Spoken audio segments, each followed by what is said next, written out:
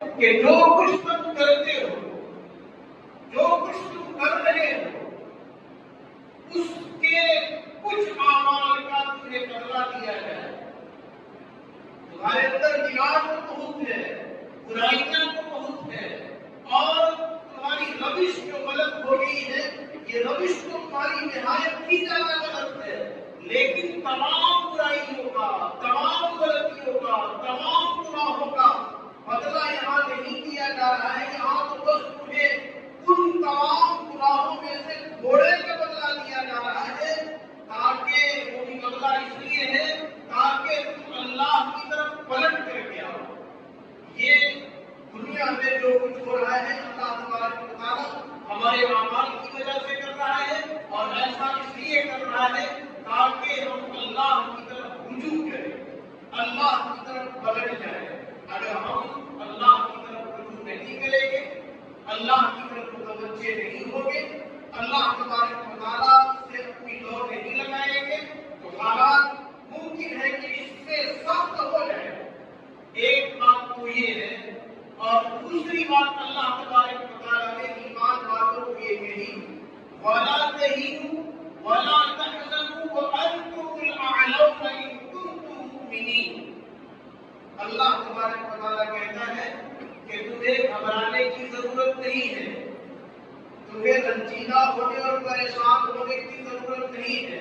تم ہی سربلند رہو گے، ترقی تمہیں ہی ملے گی، کامیابی تمہیں ہی ملے گی، عزت تمہیں ہی ملے گی، اور اعلیٰ مقام پر تم ہی پہنچو گے اگر تم ایمان لائے۔ حالات آئیں گے، جائیں گے، آئیں گے اور ختم ہو جائیں گے، اور آنے والا دور اس سے زیادہ سخت بھی ہو سکتا ہے۔ حدیث میں آتا ہے، اللہ کے نبی صلی اللہ علیہ وسلم نے حدیث کے ساتھ فرمایا، میں نے وہ حدیث حضرت انس بن مالک رضی اللہ تعالیٰ عنہ سے مروی ہے، وہ کہتے ہیں کہ کچھ لوگوں نے ان سے شکایت کی، اس بات کی شکایت کی کہ حجاج بن یوسف ہمارے اوپر بہت سختی کرتا ہے، ہمارے اوپر بہت زیادہ ظلم و زیادتی کر رہا ہے۔ حضرت امام مالک رضی اللہ تعالیٰ عنہ نے کہا کہ ان حالات پر تم صبر سے کام لو، ان حالات پر تم صبر سے کام لو، کیونکہ اس کے بعد جو زمانہ آنے والا ہے وہ اس سے بھی زیادہ سخت ہے۔ ابھی تو حجاج ہے، آگے چل کر کے نہ جانے کیسے کیسے ظالم آئیں گے، لہذا تم صبر سے کام لو، ایمان پر جمے رہو، اس لیے کہ آنے والا زمانہ اس سے بھی سخت ہوگا۔ میں نے یہ بات نبی اکرم صلی اللہ علیہ وسلم سے سنی ہے۔ دوسری حدیث میں نے بھی آپ کے درمیان خطبے میں پڑھی تھی کہ اللہ کے نبی صلی اللہ علیہ وسلم نے ارشاد فرمایا، بادروا بالاعمال، یعنی بادروا بالاعمال الصالحہ، نیک اعمال کے کرنے میں جلدی کرو۔ نماز کا وقت ہو جائے نماز پڑھو، مالدار ہو زکوٰۃ فرض ہو جاتی ہے زکوٰۃ ادا کرو، حج فرض ہے حج ادا کر لو، روزہ فرض ہے روزہ ادا کرو، اور نیکی کے کام جو ممکن ہے وہ سارے کام کرو، کیونکہ اگر تم نے نیکی کے کام میں جلدی نہیں کی تو اب قریب ایسے فتنے اٹھیں گے، ایسے فتنے اٹھیں گے کہ آدمی رات تو گزارے گا ایمان کی حالت میں، لیکن جب وہ صبح کرے گا تو اس کا حال یہ ہوگا کہ وہ کافر ہوگا، اور دن بھر وہ ایمان کی حالت میں گزارے گا، لیکن رات ہوتے ہوتے تک وہ کافر ہو جائے گا۔ یہ حالات آئیں گے، اور پھر اللہ کے نبی صلی اللہ علیہ وسلم نے فرمایا، یبیع دینہ بعرض من الدنیا، وہ دنیا کی معمولی چیزوں کے لیے اپنے دین کو بیچ دے گا، اپنے دین کا سودا کر لے گا، پیٹ کے لیے، بال بچوں کے لیے، زندگی کو شاندار بنانے کے لیے، زندگی کو خوشنما بنانے کے لیے اپنے دین، اپنے ایمان، اپنے اسلام کی پرواہ نہ کرنا اور دنیا سے دین کو بیچ دینا۔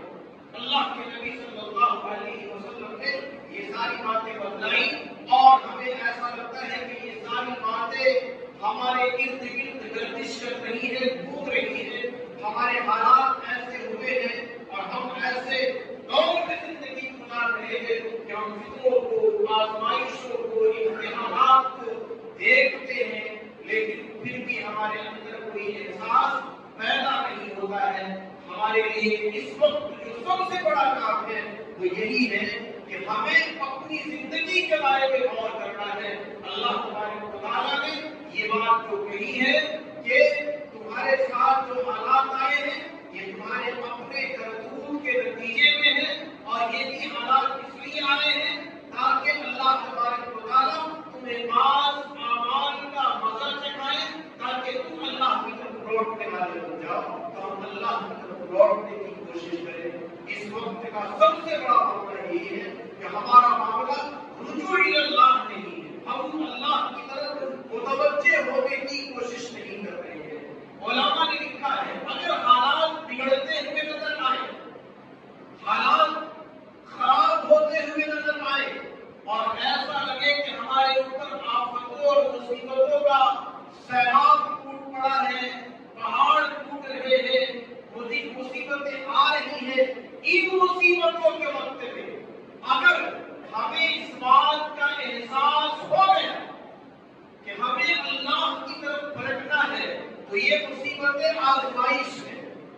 یہ مصیبتیں آزمائش کی طور پر آئی ہیں، اور اللہ تبارک و تعالیٰ نے قرآن کریم میں اس بات کا اعلان بھی کیا ہے وَلَنَبْلُوَنَّكُم بِشَيْءٍ مِّنَ الْخَوْفِ وَالْجُوعِ وَنَقْصٍ مِّنَ الْأَمْوَالِ وَالْأَنفُسِ وَالثَّمَرَاتِ وَبَشِّرِ الصَّابِرِينَ الَّذِينَ إِذَا أَصَابَتْهُم مُّصِيبَةٌ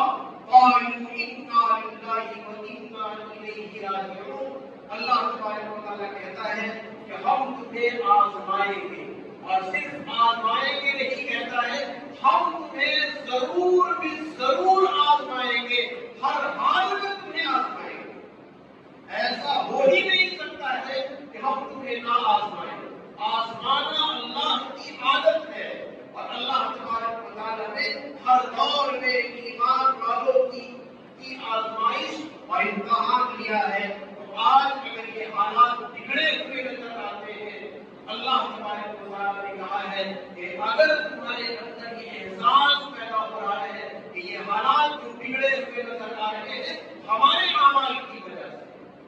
ہماری حرکتوں کی وجہ سے، ہماری بدعمالیوں کی وجہ سے ہے، اللہ سے کٹنے کے نتیجے میں ہے، قرآن سے دوری اور مہجوری کے نتیجے میں ہے، اللہ کے نبی کی تعلیمات کو اوپر سے کچھ ڈالنے کے نتیجے میں ہے، اگر یہ احساس ہو جاتا ہے اور تم اللہ کی طرف پلٹ جاتے ہو تو اسے تم یہ سمجھنا کہ یہ آزمائش ہے،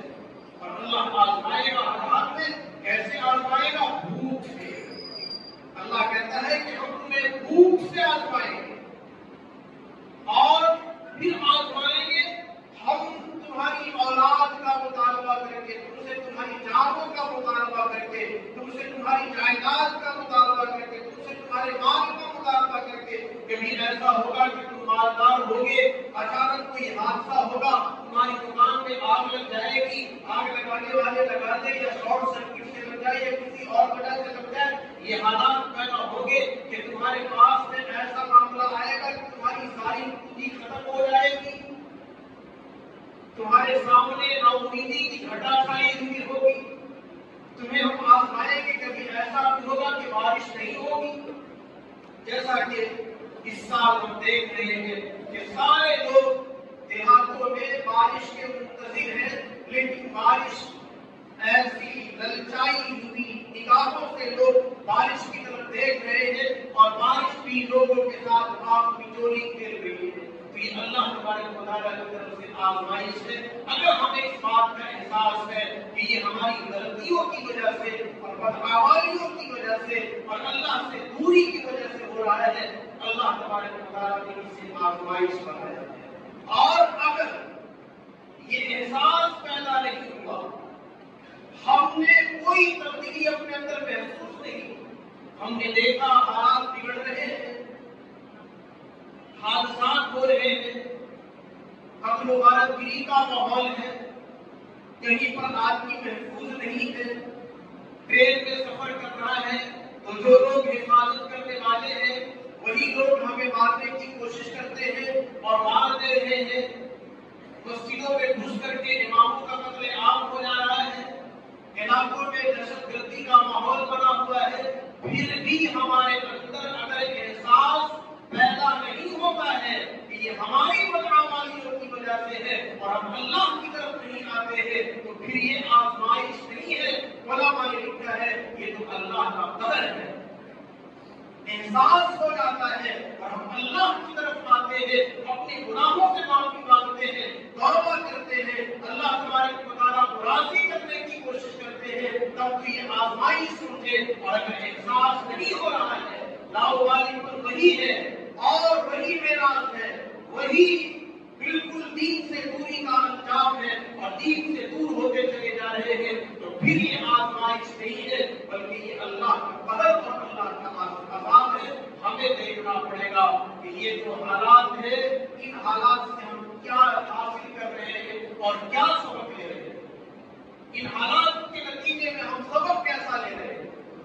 اس بات کو ہمیں غور کرنا ہوگا۔ اور اس وقت میں غور کر کے ہم سب کو اس وقت ایک ہی کام کرنا ہے کہ ہمیں اللہ تبارک و تعالیٰ کے آگے اپنے آپ کو جھکا دینا ہے، اللہ تبارک و تعالیٰ کے آگے اپنے آپ کو فدا کر دینا ہے، قربان کر دینا ہے، کیونکہ آتا ہے من کان للہ کان اللہ لہ، جو اللہ کا ہو جاتا ہے اور اللہ اس کا ہو جاتا ہے۔ اللہ تبارک و تعالیٰ کے ہم ہو جائیں گے، اللہ تبارک و تعالیٰ ہمارا ہو جائے گا۔ ایک حدیث میں آتا ہے کہ اگر کوئی اللہ کا بندہ اللہ کا ہو گیا ہے، یعنی وہ اللہ سے اس نے دوستی کر لی، اس کی دوستی اللہ سے ہو گئی ہے، وہ اللہ کا ولی ہو گیا ہے، اور اللہ کے ولی ہونے کے لیے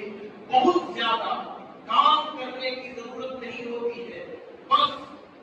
ایک بات اپنے ذہن میں رکھیں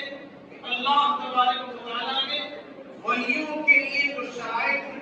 بیان کیے ہیں وہ یہ ہے کہ ہمیں اللہ تبارک و تعالیٰ کے حکموں کے مطابق زندگی گزارنا ہے، ہر کام اللہ کی مرضی کے مطابق کرنا ہے، جائز اور ناجائز کی تمیز کرنی ہے، حلال اور حرام کو پہچاننا ہے، خیر اور شر میں یہ پہچان اپنے اندر پیدا کرنی ہے کہ کون سا کام غلط ہے اور کون سا کام صحیح ہے، اس کے مطابق زندگی گزاریں گے، اللہ تبارک و تعالیٰ ہمارا دوست ہو جائے گا۔ اور اللہ کے نبی نے فرمایا کہ اللہ تبارک و تعالیٰ کہتا ہے کہ جو کوئی میرے ولی سے، میرے دوست سے دشمنی کرے گا، اللہ کہہ رہا ہے کہ جو کوئی میرے ولیوں سے دشمنی کرے گا، میں اللہ اس کے لیے جنگ کا اعلان کرتا ہوں۔ اللہ تبارک و تعالیٰ اپنے ولیوں سے دشمنی کرنے والے کے لیے جنگ کا اعلان کرتا ہے، تو ہم اللہ کے ہو جائیں گے، اللہ سے دوستی کر لیں گے، اللہ کو راضی کرنے کی کوشش کر لیں گے، اللہ تبارک و تعالیٰ ہمارا